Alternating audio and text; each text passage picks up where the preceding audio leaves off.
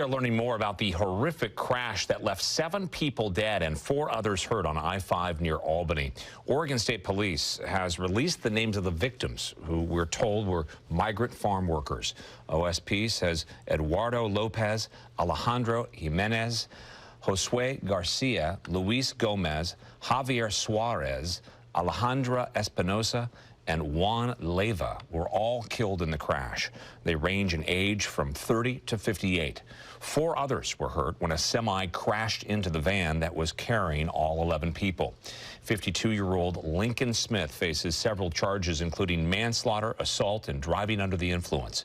Prosecutors say he was driving a semi-trailer full of livestock last Thursday when he crashed into the van. Smith is due back in court next week.